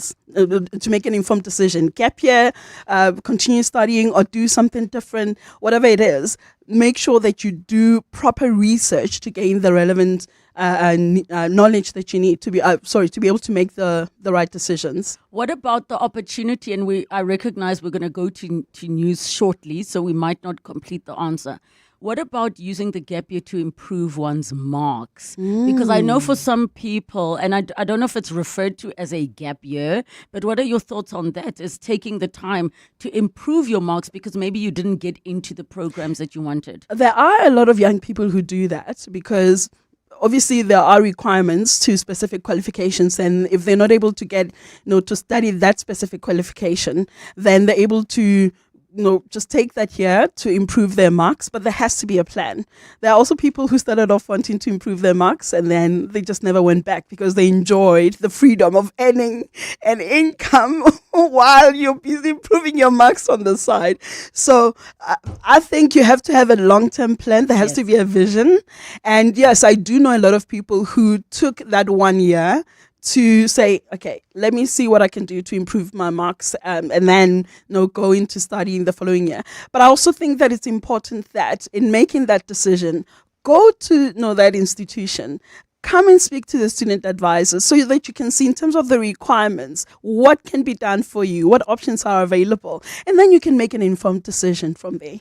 All right, when we come back, we will continue with this conversation. 011 883 0702, the WhatsApp line 072 702 1702. It's 2:30, time for your latest Eyewitness News headlines. Good afternoon. Thanks, Relebogile. Good afternoon. We begin in the Western Cape. 2 inmates have died following violence which broke out at the Polsmoor Remand Correctional Facility today. Earlier, there were reports of violence at that facility with attacks directed at officials. The Department of Correctional Services says the 2 inmates that have died during efforts to contain that situation. The head of the Hawks' Tactical Operations Unit, Lisiba Mokoena, has confirmed that he dispatched Hawks officers to verify the legitimacy of a police operation at the home of alleged criminal kingpin Katiso KT Molefe. Testifying before the Madlanga Commission of Inquiry in Pretoria today, Mokoena claimed he was instructed by his superior to confirm whether the raid and arrest of Molefe in December last year were legitimate. The Political Killings Task Team has raided Molefe's home to arrest him in connection with the murder of Vereniging engineer Ahmed Swart. And in Tanzania, protests have broken out today with hundreds of young people tearing down banners of President Samia Suluhu Hassan and burning a police station. The East African country went to the polls today in elections where the main challengers have either been jailed or barred from standing. Police fired tear gas but were forced to retreat as protesters pelted them with stones. Those are the headlines. This EWN and more at 3 or as it happens. EWN Traffic. Well, at the moment in Hermanstad, Pretoria, there's slow-moving traffic on Eskiam Pachlele between Van der Hof and the R80, while in Joburg, heading towards Germiston, there's roadworks causing delays in the Calvin Alex area. That's on the N3 southbound between the Between Interchange and London Road. Look out for those faulty traffic lights. Edenville, Modderfontein Road and Van Riebeek. Traffic lights still not working in Randburg at Malibongo Drive and the N1. If you come across any other traffic issues, please WhatsApp us on 072 702 1702. There's more EWN on air, online, and on the EWN app. Part of the 702 family. Hi 702 lenders, my name is Nontanta Khatebe and I listen to 702 during the week and on weekends because on weekends it's the Soul Sundays. Kenny Maestri and Pushada. Welcome to our 702 family. Let's walk the talk. You can become a victim of a legal problem. Wrongful arrest, assault, uncontested divorce, rental disputes, maintenance matters, or labor problems. It can happen to you. Clientele Legal provides tough professional lawyers for an affordable monthly premium. Our legal team is standing by to assist you 24 hours a day. Join today. SMS Legal to 48721. That's legal to 48721. Clientele General is an authorized FSP and licensed non-life insurer. T's and C's online. Standard rates apply. Something big is happening when the family group chat explodes, like the Chamberlain Big Summer Splash promotion, on from 23 October to 9 November. 10% off finest 1903 paint mixing. That's incredible! Amazing deals on outdoor, braai, pool and camping gear. Even the dogs joining in with our social media puppy paw pick competition for a chance to win R1,000. And what's that? You can meet Bucky's Buerta live in store at Centurion. Come make a splash with the whole family. Chamberlain, famous for hardware since 1903. Summer is about rewarding yourself with oceanic views, sizzling braais, and so much more. Earn your share of 120 million rand in real cashback, depending on your rewards tier, when you pay with your Absa Visa card. Plus, enter the Absa Swiper competition and stand a chance to win one of 10 cars. This summer could be the best you've had in years. Your story matters. Absa, T's and C's apply. Absa is an authorized FSP and a registered credit provider. Coming up on 702 Drive with John Perlman. 702 Drive is coming up from 3 to 6 p.m. with John Perlman.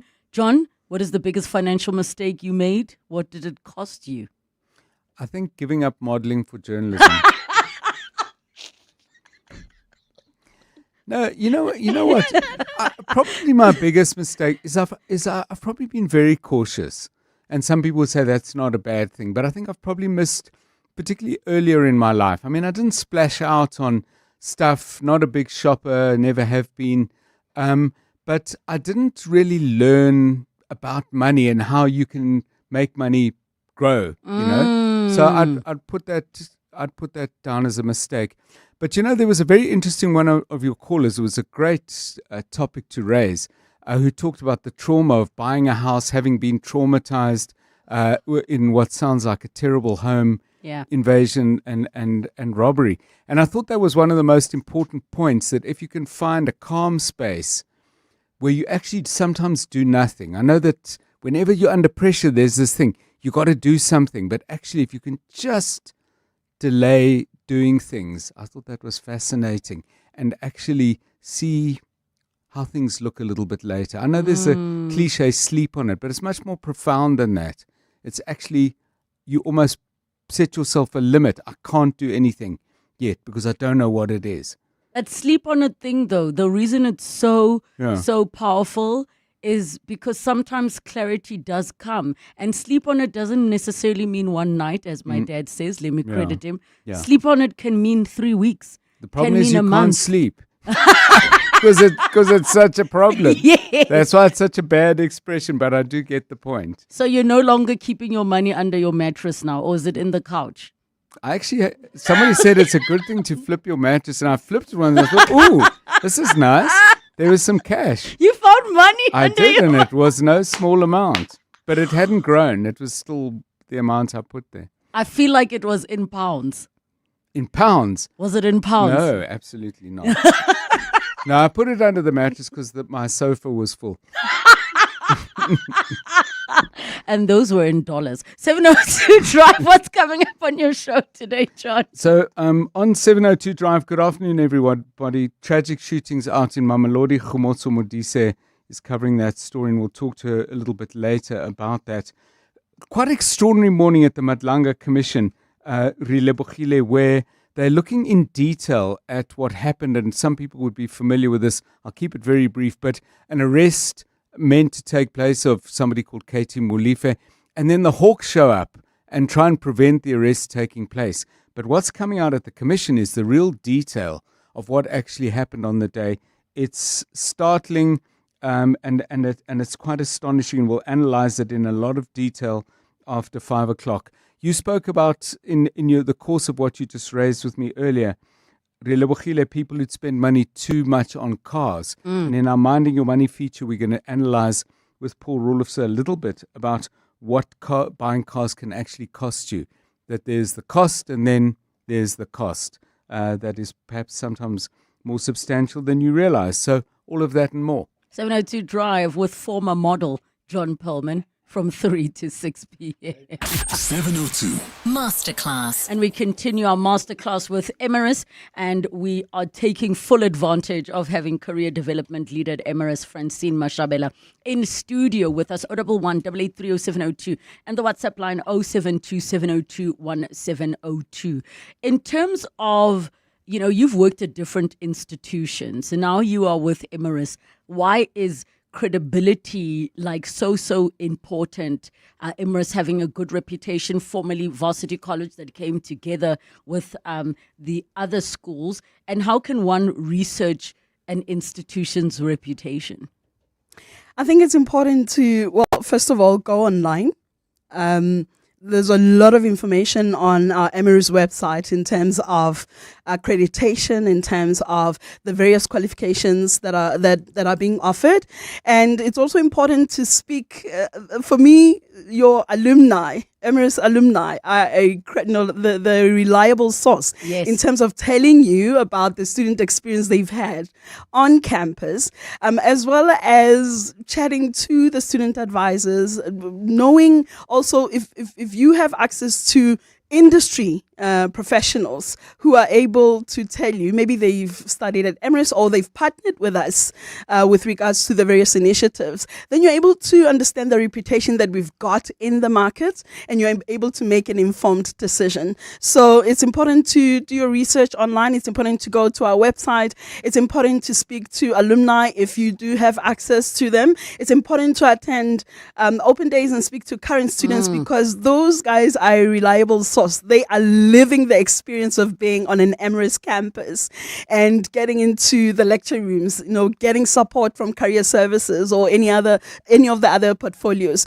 So I think being able to see what's available online, understanding the qualifications that are being offered and the accreditation thereof will give you enough information for you to be able to make an informed decision about the institution, as well as speaking to alumni, because you've got alumni that are thriving in industry and they're able to tell you, I studied this qualification at Emirates and this was my student experience on campus. That for me is one of the reliable sources that you can use to check the reputation of an institution. So what kind of questions do you think that when parents and young people are looking for an institution, should they be asking to know if it's a fit for them?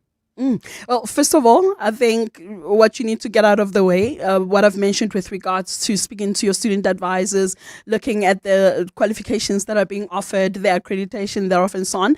But it's also important to know what support is being offered at Emirates. It's important to know that you do have academic support and you also have non-academic support. You've got people who are backing you up, people who are with you from the time you get on campus in your first year up until you complete your studies. And it is so that we can help you to make a smooth transition into the workplace. So it's not just about you getting into the classroom. No, even additional to that, you have career services, you've got sports, you've got student wellness. Everybody is just rallying around you to help you make your experience at Emirates the best one possible, and feeling that you have a sense of belonging and that you are supported as well.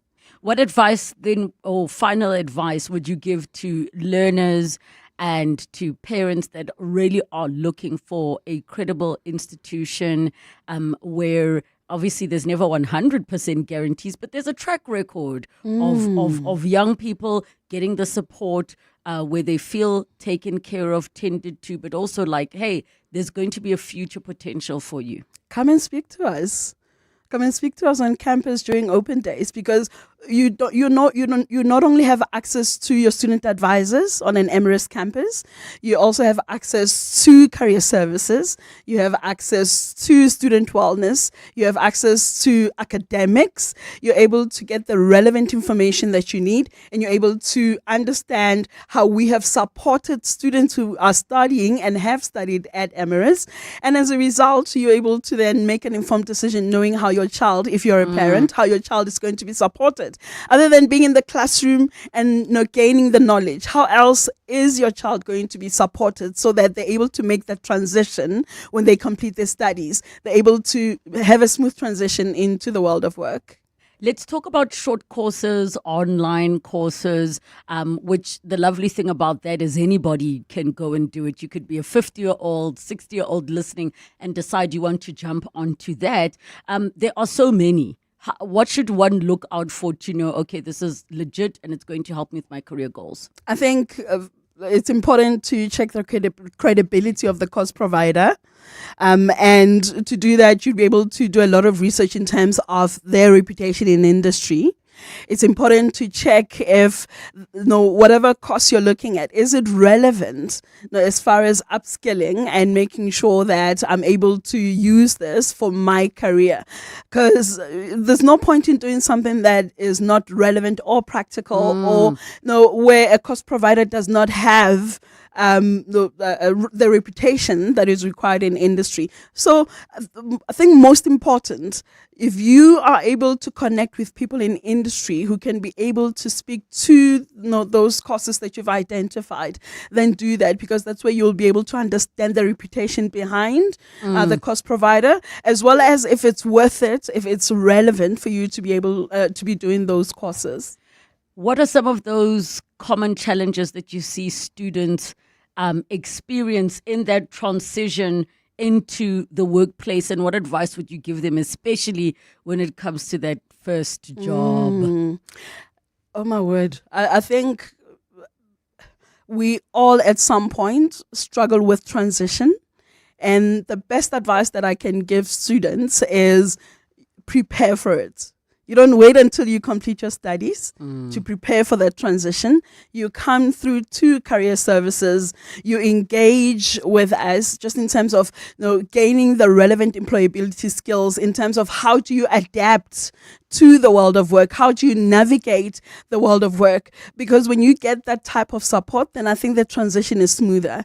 But if you don't do that, then you might get a surprise of your life. Because remember, any transition, if you just, it's a change. If you go into it, but you're not preparing for it, then it's going to be hard for you. However, what we do at Emirates Career Services is ensuring that we prepare our students for the world of work. Yes. We do quite a lot in terms of partnering with industry as well. We've got industry professionals coming on campus, and they really do a lot in providing that exposure in terms of what the world of work looks like. And I think when you have that information, then your eyes are open and you start acquiring the necessary skills that would help you to have a smoother transition into the workplace.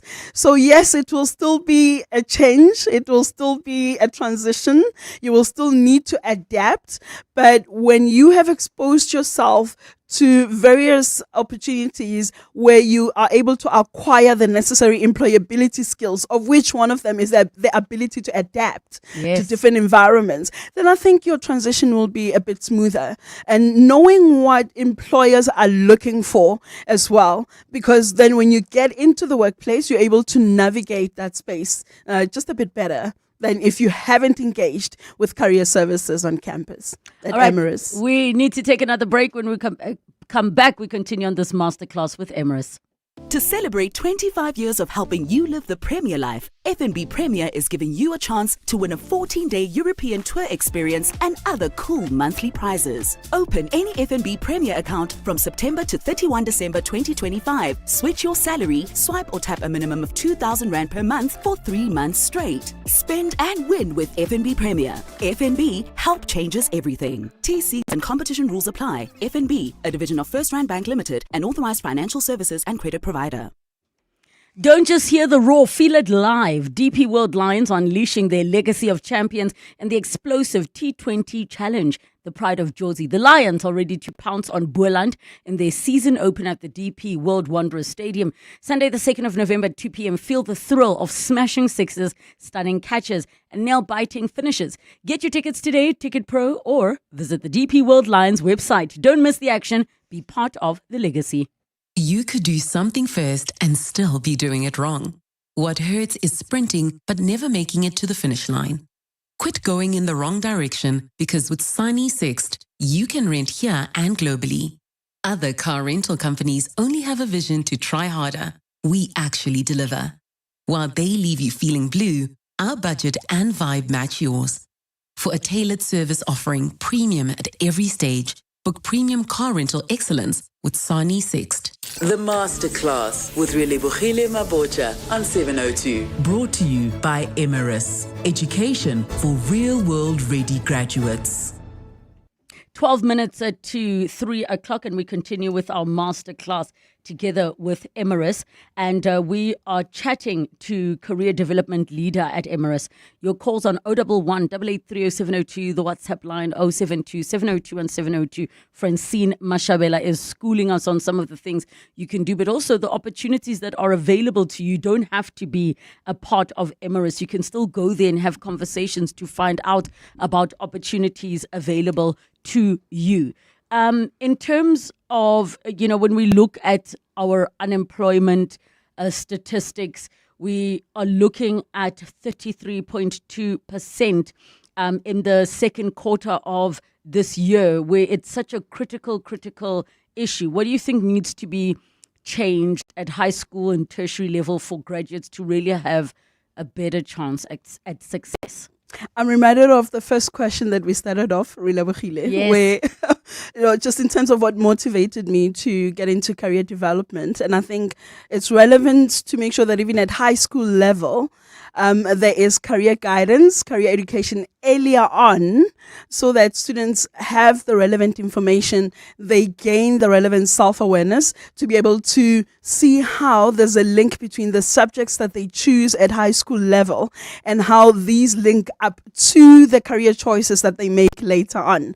So it's important at high school level that career education is introduced much earlier on, just because your students gain the self-awareness that they need, they gain the relevant insights or information that they need to be able to make the right choices. At tertiary level, it's so important for students to engage with career services, because one of the priorities that we have at Emirates is ensuring that we have industry partnerships. And when you have industry partnerships, we just in terms of the career services initiatives that we've got, we're able to partner with industry, ensuring that we prepare students for the world of work. And that enables them to acquire the necessary skills that they need, and they're able to make that transition into the world of work. They're able to secure opportunities, because the students that stand out to employers are students who've acquired employability skills, are students who have been preparing themselves while studying.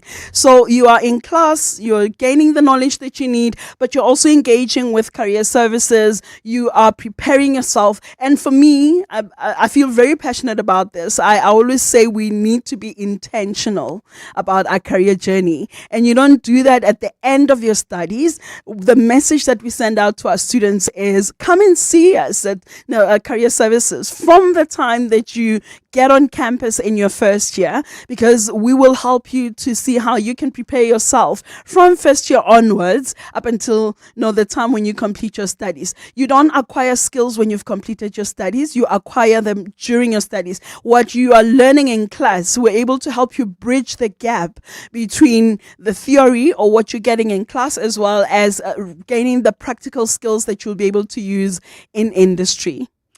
So in terms of an institution like Emirates, how does Emirates help students, not just for them to do well academically, but also really prepare them for the workforce after graduation? I think one of the things that I mentioned was our partnership with industry.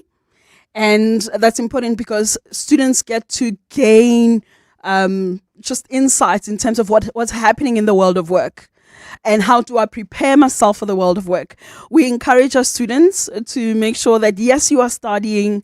Yes, you need to excel academically, but you also need to engage with employers. You also need to volunteer. You also need to get into the student committees on campus. You also need to take up some part-time work, because all these actually help you to gain the employability skills that you need to go into the world of work later on. And therefore, it's not just about you being successful in terms of your academics, but you're able to then, parallel to that, ensure that you walk your student journey, being intentional about your career, and making sure that by the time you complete your studies, you don't just suddenly wake up and go, oh my gosh, what am I going to do? I need to find a job.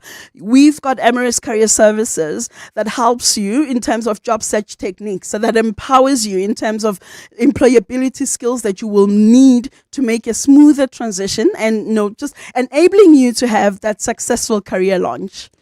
Looking back at your own career, and your journey, what would you have done differently? And you're not allowed to say, I wouldn't be who I am today. It's not allowed. What would you do differently knowing what you know now, especially in relation to your career? I would have done more research. I would have exposed myself to a lot more. I mean, to be honest with you, I have never, my high school studies, that was all I knew. I never exposed myself. You knew English, Maths, Afrikaans, right? And I went to but to be fair and honest as well, our schools weren't that well resourced for us to be able to get in there, acquire the knowledge that you need. And we didn't have the internet. We had to go to the library. Exactly. So. But I mean, if I could do something differently, I mean, I used to go to, I don't know if you know Soshanguve, but Block H. Ma'am, I'm from Block L. What do you mean? I used to go to the library. Oh my gosh! At Block H. And I would just delve into books, into novels. And I think that's what helped me. But yeah, if I were to do something different, it would be to do a bit more research, find out what's available out there, go to the open days. To be honest with you, I never even went to an open day. The first time that I saw university was when someone took me there to get me registered. So do your research.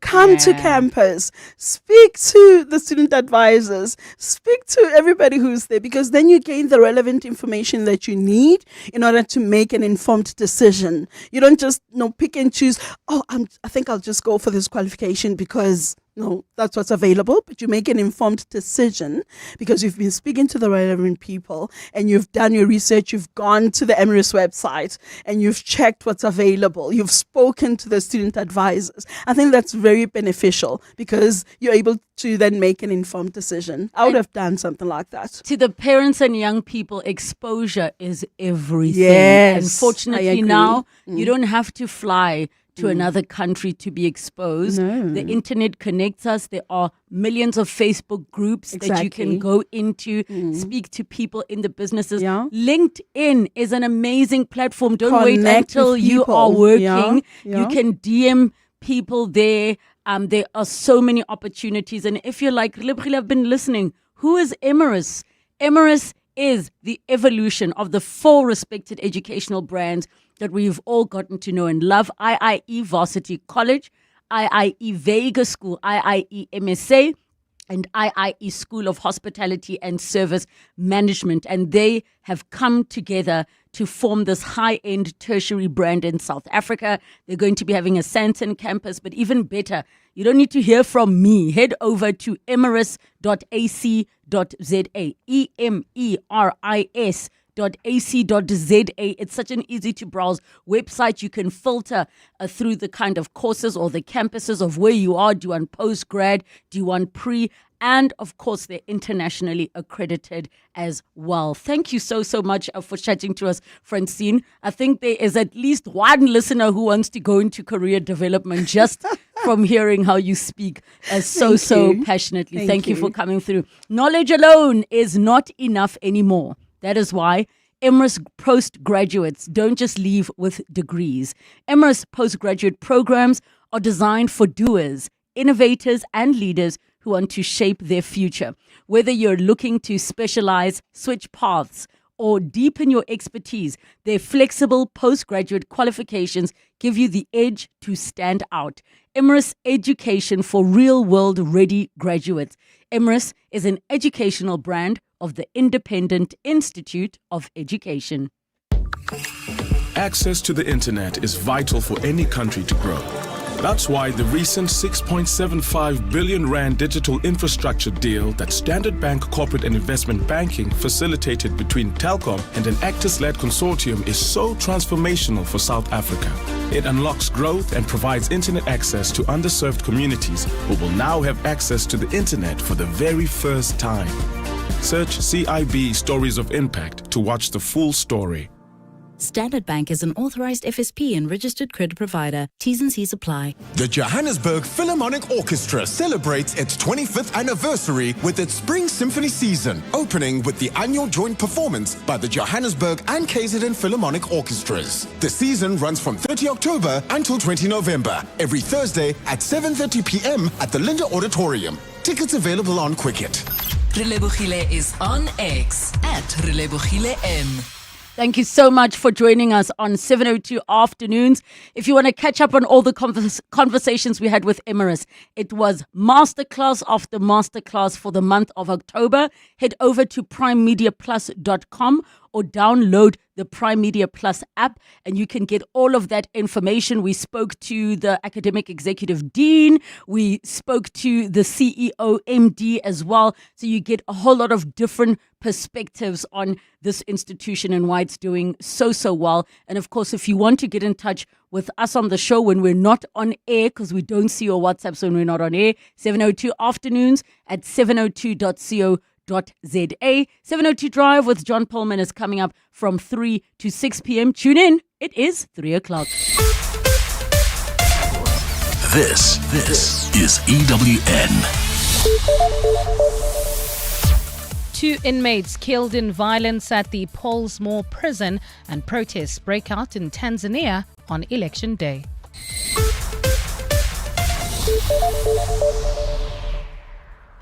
Good afternoon, I'm Bali Dlamini. Let's begin in the Western Cape, where 2 inmates have died following violence which broke out at the